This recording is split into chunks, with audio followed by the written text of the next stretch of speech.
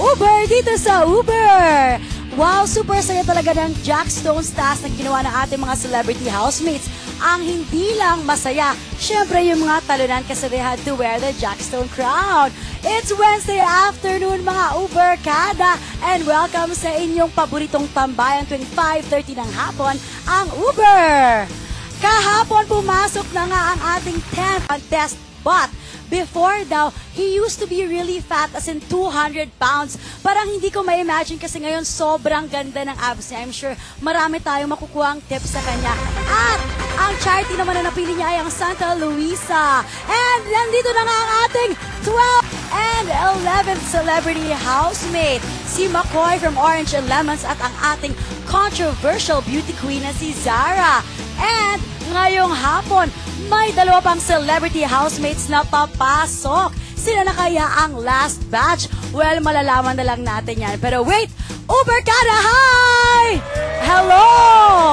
Kamusta kayo? Okay. Gusto nyo ba bigyan ko kayo ng Uber clue kung sino ang dalawang celebrity housemates?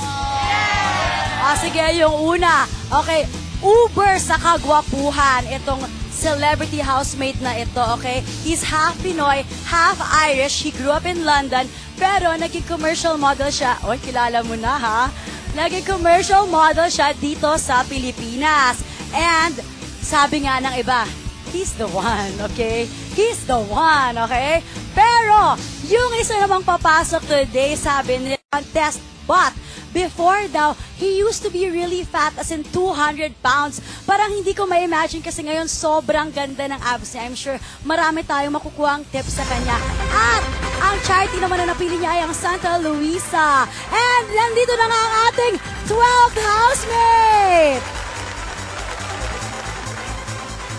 Ahead yan! Di mo kakayanin ang dala ko para sa'yo today. Sabay-sabay nating salubungin.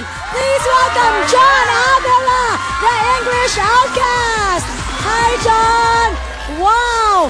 Okay, nandito sa script ko, Bianx, na papatanggal ko yung t-shirt pero para ipakita yung ebidensya na maganda talaga yung abs niya, pero parang hindi ko na yun kailangan gawin ngayon dahil At yung reaction ko, pagpasok ng kotse, na-shock din ako. hindi ko alam kung ano ngayon. I'm speechless. Hold on. Okay, John. Are you ready to face the challenges na naghihintay sa'yo sa loob ng bahay ni Kuya? I think so. I think so too. I think you're ready too, John. Okay. Ayan, ano gusto mong sabihin sa kanila? All-out support sa'yo. Pray for me, ha? Vote for me! Oh, we're gonna pray for you talaga. Short but sweet siya mag-answer. But it is time, John, it's time, Mariel. Ihahatid mo na siya ngayon sa confession room. Alright, let's go, John. Good luck, John. Ayan na nga, ano kaya ang ibibigay ni Kuya na first task para kay John? Yan ang aabangan nating lahat.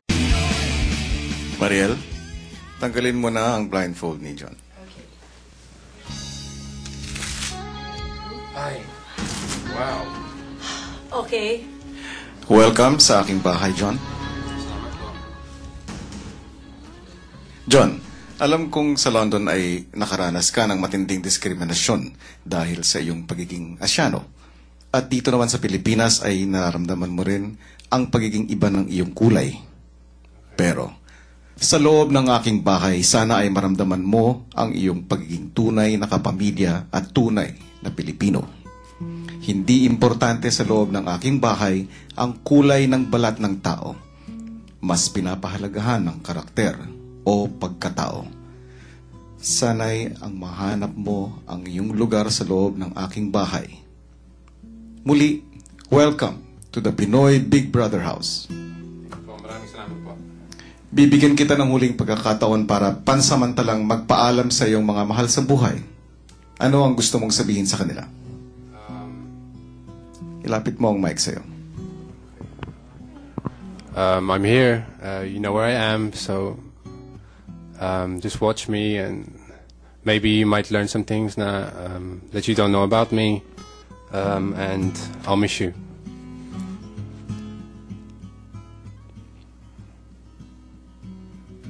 Mariel, may ipapagawa ako sa'yo.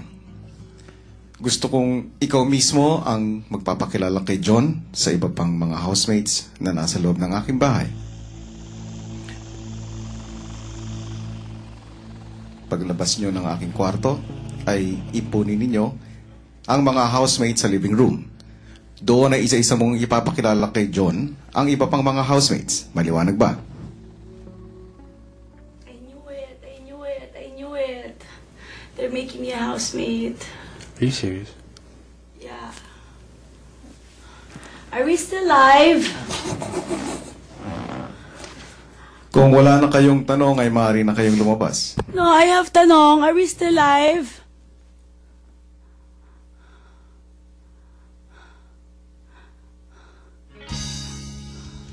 Maaari na kayong lumabas, Mariela John. Oh my God, I hate you.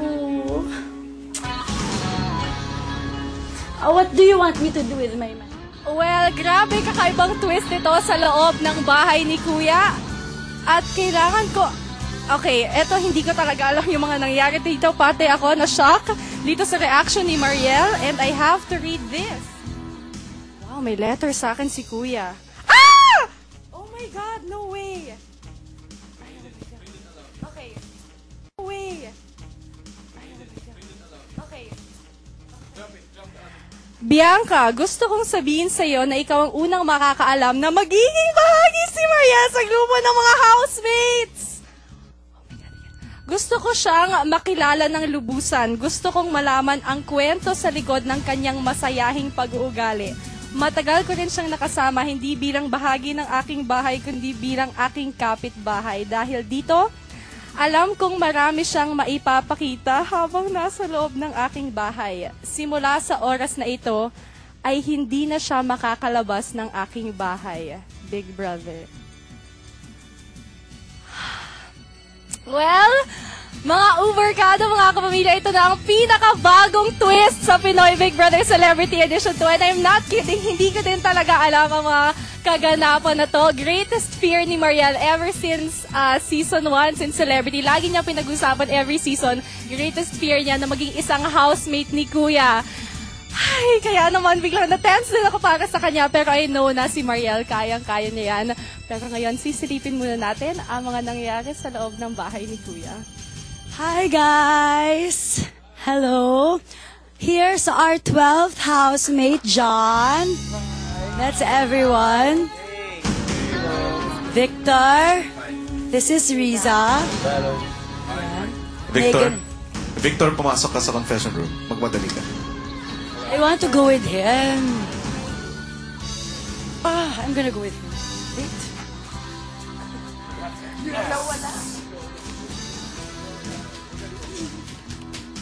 Mariel, hindi ka maaaring sumama? I can't believe you're doing this to me! I can't believe you're doing this to me! Oh my God, I'm gonna die! Ano? I'm seriously having a nervous breakdown. Bakit? Oh my God! Oh my God, hi everyone, I'm sorry. I'm gonna die. Bakit? I knew it. I think I'm gonna be here for a while. Sige, upuan.